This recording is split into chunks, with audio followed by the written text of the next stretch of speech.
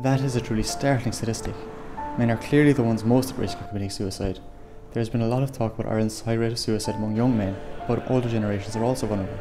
The National Suicide Research Foundation and UCC has attempted to find out some of the causes behind suicide, and while there are consistent contributors such as alcohol abuse, the economic downturn has had a significant influence on the figures. It's not only that I think it has had an impact because we are just about to publish a paper reporting on very detailed analysis as to how and what type of increases we've seen in non-fatal self-harm and suicide. And the answer is yes. So since 2007 we've seen very significant increases in suicide in men.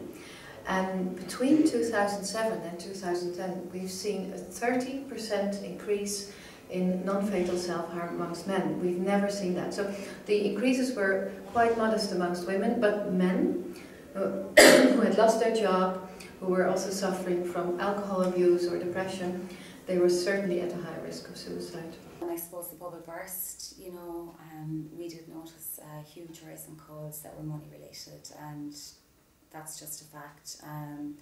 We found that we were offering support to people who were struggling with mortgage repayments, that were struggling to get food on the table. And what we also noticed was people who may have been very well off before and might have had a really good lifestyle needed support now for this new change in lifestyle. So I think the word recession is very relevant with regards to suicide statistics and emotional support at the moment, and it's continuing. We're still receiving calls from people who are in severe financial difficulty, and I think it just needs to be noted. The disused Lee Road Mental Institution, which looms over Cork City, is a relic of Ireland's uneasy relationship with mental health. And some of this fear is also still related, I think, in Ireland to the fact that Ireland was the last country in Europe where suicidal behaviour was decriminalised, because that was only in 1993. And for you as a young person, 1993 maybe a long time ago, but relatively it's not a very long time ago. We are still living here with generations of people who grew up with the idea and with the whole environment that you certainly shouldn't talk about suicide, because once you do, somebody's going to do it. And these are the very old myths that we're still dealing with. You see it when we have stands. Sometimes people, they say, "Oh, I'm just picking this up for someone else." They're almost afraid that you'll think that I want to talk to Samaritans, because they think, God, if there's nothing wrong with me almost, that there is a huge stigma against mental health. Another aspect of that stigma, which applies specifically to men, is the idea of how men should behave and express themselves. This is particularly relevant to middle-aged men, something Michelle Duffy was keen to point out. The thing then, I suppose, is that they're stuck in between the generations. So the generation ahead of them, it was seen to be the strong, silent type. And you don't talk about your feelings and you keep things to yourself, and that's kind of the masculine way to approach things. And then we have the much younger generation now who are very open about their feelings, and I suppose who are the opposite maybe, so they're really stuck in the middle. That tendency to not talk about their feelings can make men reluctant to use services like Samaritans. With the men's groups that our outreach team has worked with, we've noticed that, so they might have said that they really didn't think that we would take their call. I remember one instance speaking to somebody in a men's group, and they said, they went through their whole story, this has happened to me, that's happened to me, that's happened to me, and that's happened to me. Would you still listen to me? And it really surprised me, because this person was describing, absolute despair and, absolute loneliness, and was really surprised that we would still feel that they deserved our time. And I think I found that surprising, because everybody always associates Samaritans with suicide, and when you're really at your wit's end, contact us. And we've been working so hard to let people know, actually, come and talk to us as soon as you feel down. Come and talk to us about your day-to-day problems. The sooner you come and talk about how you're feeling, the better. So what really surprised me about that was that this was, you know, the opposite case, and they were really surprised that we would care, you know, that we would be there for them. One movement which is trying to change the attitude towards men's mental health is Men's Sheds. Men's Sheds began in Australia in 2007 with the aim of giving men a place to meet and talk with their peers about things they may otherwise have not. Working under the motto, men don't talk face to face, they talk shoulder to shoulder, the movement has made great strides and has come to Ireland in recent years. Those involved in Carrigaline certainly get a lot out of it. He died fast. He did, yeah. He did. And he was only 50. Yeah. Mm-hmm. I think it enhances our lives, gives us an interest outside. Being retired, you might be inclined to stay at home and just rot away. So it gives you an interest outside the home, something to talk about when you. Mm-hmm. For many, that interest outside the home revolves around carrying out projects, such as restoring a Lister engine or building a float for St Patrick's Day. You mean you only have one? We go. And you're sorry, Mr. Chair, right? Okay. Do you think people who come here, they feel better about themselves, like, as a result? Oh, definitely, I think so. I mean, the fun and the crack we have at by and large, you know, there will be some people that will be maybe trying a bit conscious, that might be a little bit would feel uneasy, but we try to make them feel very much at home here, you know. And I do think it's people's well-being benefits, you know. Absolutely. Once you get to know people, you can have a bit of banter. Obviously, it takes a while to get to know people, and then you can, you know, open up and have a bit of banter, which goes on a lot. We insult each other from time to time. Yeah. This runs off some of us, but we wouldn't want to be too sensitive. That's right, yeah, no doubt. The fellow on the right is John, and the fellow on the left is Dave, alright? We sign in every day, and we try and keep tabs with fellas as well. If somebody's missing, we'd be a tic-tac and say, where is he? So we would make contact and make sure he'd be okay or something, especially people living on their own, you know. We'd always, we didn't see at the shed for, you know, a RIs or what's.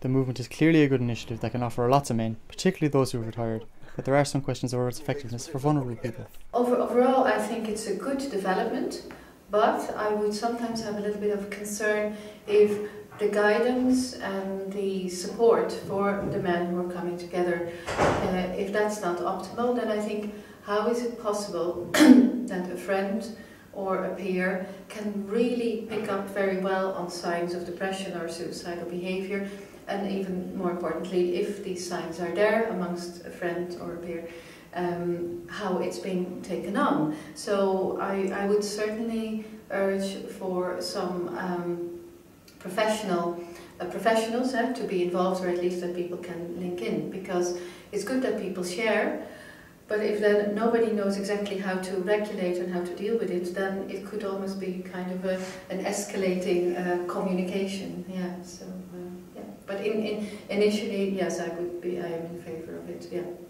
While there are caveats against Men's Shed's ability to help depressed people, it can do wonders for some people's sense of positive well-being.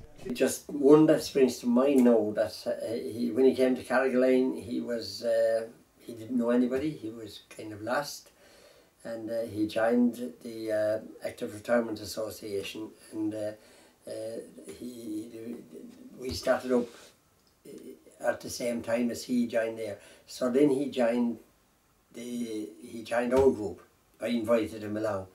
He comes up every day, including Sunday. He'll come up read the paper and make a cup of tea and give the dog a run and whatever, you know.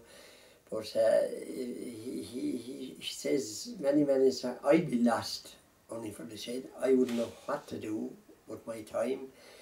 And he's made so many friends in people in the shed. Just a story there that there were three lads of all different backgrounds, all retired, and they decided to go for a walk, and they had become bosom pals, and they didn't know each other at all until the shed came along. My love is a tall ship, seldom now seen.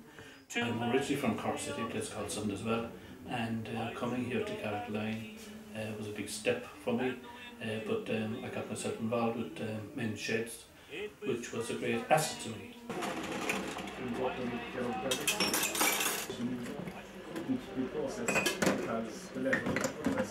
My week is fully occupied, and that's the way I want it. Get out of the house, get up.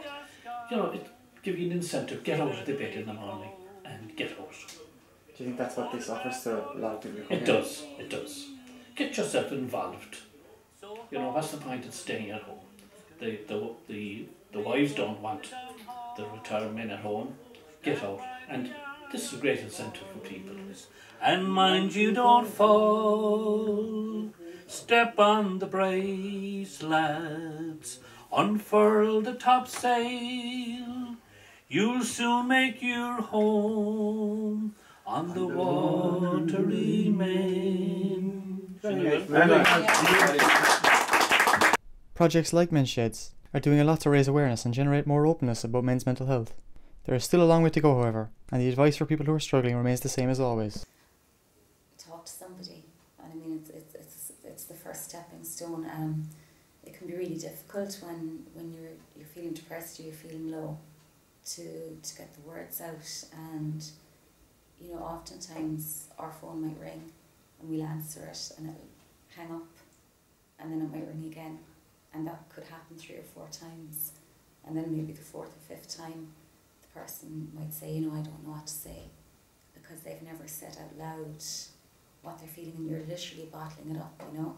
And then when you begin talking, it becomes a bit easier, and I suppose you can hear what it sounds like, and maybe then you'll be able to, look, it depends on kind of how depressed you are or what level of help you feel you need yourself, but if you take that first step, and if you know, it doesn't have to be Samaritans, it can be any of the organisations. I mean, you know, we're here 24/7, you know, we will be there for you, but maybe if you feel that you want to talk to a friend or a family member first, but once you talk, that's really what we'd advise people, just talk about it. It's not just talking, and it's certainly not all the time exchanging messages by Facebook or Twitter or no, I think it's really about the quality of relationships and the quality of contact, because too often, and it comes through the evidence research as well, when people are really at a high level of suicide risk, they may still even be in contact with their partner or with their children, but there has what has arrived, or what at level that they have arrived is more they're really disconnected from people, and I don't think that in terms of high quality relationships, communication with thousands of people on Facebook will help the quality of your relationship. So it's because my big question to young people is always, if they say, oh, I chat with about, you know, a couple of hundreds of, I said, that's great, but I said, amongst these 300 or so, whom can you really call when you're in great need? With whom can you cry? With whom can you share your experiences? And often they don't know that exactly. So that means that there is almost a certain ongoing disconnectedness that we can't, for one reason or another, we can't be close to each other anymore. And that is a big risk when people arrive in a crisis. You know, again, it goes back to the quality of being listened to and really being heard. You know, if you go out in the street and if you ask somebody when was the last time you felt you were really listened to, you'd be very surprised by how many people couldn't think of that time. And that's quite sad, you know, because I suppose it goes to, you know, that feeling of worth, that you feel like you're worth being listened to, and that, you know, what's going on for you does matter. And it goes back to, I suppose, just being able to feel that you deserve that space to go through what's on your mind, and to realise that, you know, your problems are your own, that it's not always a case of, you know, there's other people out there worse off than you, and you should be grateful for what you have, but that actually what's going on for you matters, you know, and there isn't a problem too small, and it's okay to talk about it.